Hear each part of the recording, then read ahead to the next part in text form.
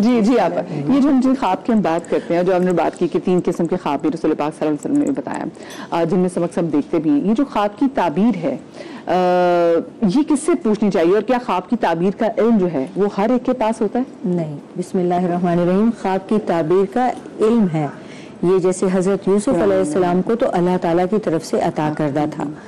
لیکن اس کے لیے بہت ساری شرائط ہیں ہر ایک سے، جیسے کہ ابھی آپ نے شروع میں بھی بات کی، خواب کی تعبیر ہر ایک سے لینا بھی نہیں چاہیے اور ہر ایک دے بھی نہیں سکتا،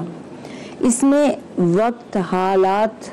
اور بہت ساری چیزیں پوچھنی ہوتی ہیں۔ امام ابن سیرین اس کے بہت بڑے عالم ہیں اور ان کی کتاب تعبیر الرؤیا بھی ہے، اس کے مقدمہ میں یہ لکھا ہے باقاعدہ انہوں نے کہ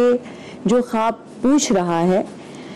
اس کو دیکھنا ہے کہ وہ ایمان میں کیسا ہے، اعمال میں کیسا ہے، اور اوقات بھی دیکھنے ہیں، اور جو بتا رہا ہے آیا وہ آپ کا مخلص ہے، آپ سے حسد تو نہیں کرتا، مسلیڈ نہ کرتے نا، کہیں مس گائیڈ کرتے، اور تیسری وہی حسد کرتا ہے تو ظاہر ہے، اور خواب بتانے والا بھی امین ہونا چاہیے، ہاں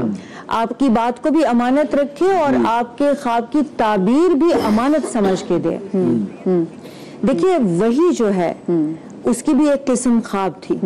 جس میں حضرت ابراہیم والا بھی ہے، خود آپ صلی اللہ علیہ وسلم نے جب دیکھا غزوہ تبوک سے اس پہ لوٹتے ہوئے، غزوہ خندق کے بعد آپ نے یہ خواب دیکھا کہ آپ نے احرام باندھا ہوا اور آپ عمرہ فرما رہے ہیں، تو جب آپ نے صحابہ سے یہ ذکر کیا تو ایک لمحے کے لیے بھی کسی نے اس بات کو وہ نہیں کیا، سب نے تیاری شروع کر دی، اداس تو سبھی تھے، لیکن جب نہیں ہو پایا اور صلح حدیبیہ لکھی جا رہی تھی، حضرت عمر فاروق تمام عمر اس بات کو یاد بھی کرتے رہے، افسوس بھی کرتے رہے، توبہ بھی کرتے رہے کہ وہ اس وقت جذباتی ہو گئے اور وہ حضرت ابوبکر صدیق کے سامنے جا کر کھڑے ہو گئے اور کہنے لگے کہ کیا رسول اکرم صلی اللہ علیہ وسلم نے خواب نہیں دیکھا تھا؟ تو انہوں نے کہا دیکھا تھا۔ کیا انبیاء کا خواب سچا نہیں ہوتا؟ کیا انبیاء کا خواب اتنے قریب آگئے تو انہوں نے کہا کہ کیوں ہم آگے نہیں آگے؟ ایک کالر ہمارے ساتھ ہیں محمد سید سمی کراچی سے، السلام علیکم جی۔ جی السلام علیکم۔ وعلیکم السلام۔ میری آواز آ رہی ہے آپ کو؟ جی جی بالکل آ رہی ہے، سمی بھائی کیا پوچھنا چاہیں گے؟ دیکھیے میں پوچھنا یہ چاہوں گا کہ یہ خواب ٹھیک ہے، مانتا ہوں یہ حقیقت ہے اور اس میں ایک بڑی سائنس بھی ہے، لیکن کیا یہ زیادہ بہتر نہیں ہے کہ ہم جاگتے میں خواب دیکھنا شروع کریں کہ یہ غربت کب ختم ہوگی، یہ پرابلم کب ختم ہوگی، یہ ابھی 75 سال کے جو خواب ہم دیتے ہیں اس کا یہ نتیجہ جو ہم سب کے سامنے ہے، یہ سوال ہے۔ آج کل آپ کو لگ نہیں رہا کہ ہماری حکومت وقت دیکھ رہی ہے سب جاگتے ہوئے خواب ویسے، اور وہ پورے بھی ہوں، اللہ کرے۔ جی جی میں آپ کے پاس ثقیف بھائی آپ کے پاس آئیں گے، اور ساتھ میں پھر آپ خواب کے حوالے سے بھی بات کیجیے گا۔ یہ درد جو انہوں نے پیش کیا بالکل ٹھیک کیا ہے کہ ہمیں خواب کی دنیا سے نکل کر بیداری کی دنیا میں کچھ حرکت، خواب کی دنیا سے نکل کر بیداری کی دنیا میں حرکت کرنے کی کوئی ضرورت ہے، کیونکہ خواب غفلت بھی تو ایک ہے نا جی، جس کی طرف علامہ اقبال نے کئی دفعہ اشارہ تو اس سے تو یقیناً بیدار ہونا ہے، لیکن چونکہ ہمارا ابھی موضوع علمی موضوع ہے اور وہ جو انسان رویا دیکھتا ہے، خواب دیکھتا ہے، اس حوالے سے ہے تو اس میں بھی بہرحال ہمیں گفتگو کرنی چاہیے جو ہم تک قرآن حدیث کی روشنی میں پہنچا ہے۔ تو سب سے بنیادی بات یہ ہے کہ انسان کو جو پروردگار عالم نے پیدا کیا تو وہ چاہتا تھا کہ میں شناخت کروں اس دنیا کی، اپنی کائنات کی، کہ کائنات کیسے چل رہی ہے اور میرا اس کے اندر حصہ کیا ہے۔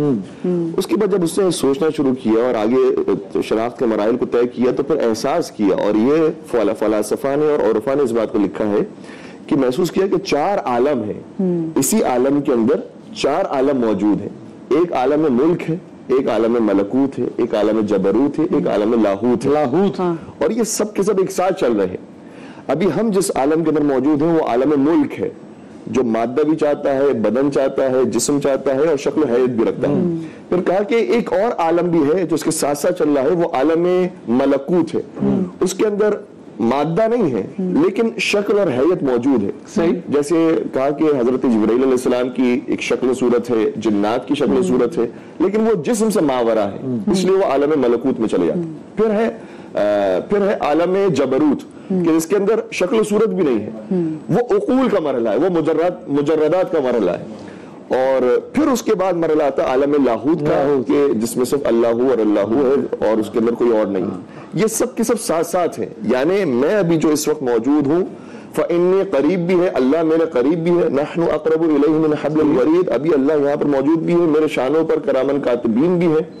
اور یہاں پر کتنے جنات ہیں اور کتنے ملائکہ، تو ایک ہی عالم کے اندر یہ ساری چیزیں. آپ کی بات کو نا اسی سے میں آگے لے کے چلوں گی، پھر خواب کی اس پہ جاؤں گی، لیکن میری بھی چھوٹی سی بریک لینی ہے. اور یہاں اقبال کو سمجھے کہ اے طائر لاہوتی اس رزق سے موت اچھی جس رزق سے آتی ہو پرواز میں کوتاہی. عالم لاہوت ایک وقفے کے بعد آپ کی خدمت میں حاضر ہوتے ہیں.